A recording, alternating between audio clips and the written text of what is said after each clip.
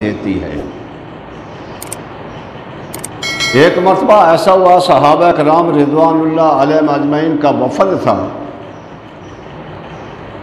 کہیں سے مدینہ کی طرف آ رہا تھا، تو راستے میں انہیں رات پڑ گئی تو ایک گاؤں میں پہنچے۔ گاؤں والوں سے کہا، جو گاؤں والوں کا جو نمبردار چودھری تھا،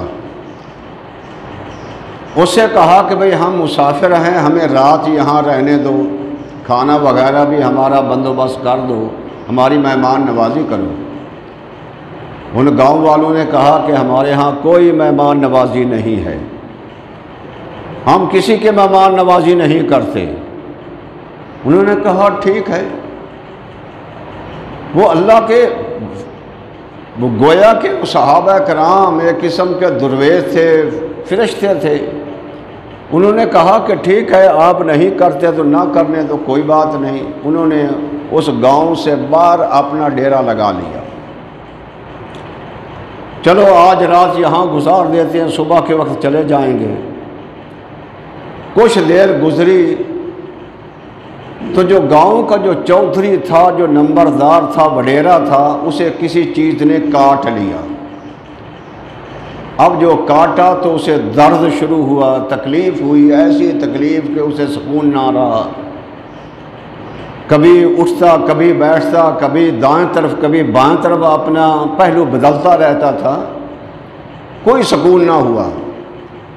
آخر ان کے دل میں یہ خیال آیا کہ شاید وہ جو مہمان ہمارے پاس آئے تھے، اللہ لوگ تھے، ہم نے ان کی مہمانی نہیں کی، ہو سکتا ہے کہ ان کی بد دعا لگ گئی ہو، تو انہی سے دم کراتے ہیں کہ شاید آرام آ جائے۔ اب وہ انہیں اپنے وہ چودھری کو اٹھا کر ان کے پاس لے آئے۔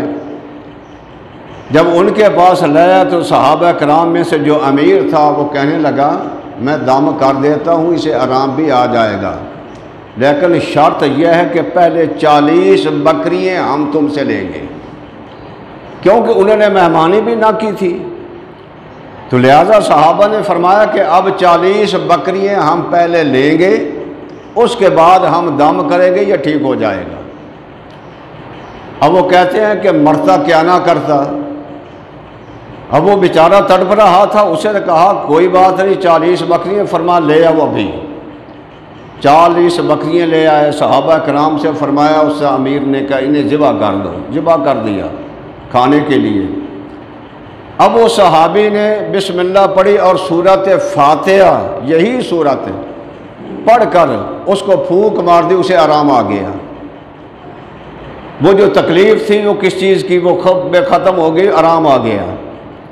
اب حضرات محترم، یہ سورت دعا ہے، اس کے اندر شفا بھی موجود ہے، لیکن مقصد یہ ہے کہ زبان جو ہے یہ پاک ہونی چاہیے، جھوٹ سے پاک ہو، غیبت سے پاک ہو، گالی گلوچ سے پاک ہو۔ تو اس زبان سے ایک مرتبہ بھی سورت یہ پڑھ کر دعا کریں گے، اللہ دعا کو قبول فرما لیتا ہے۔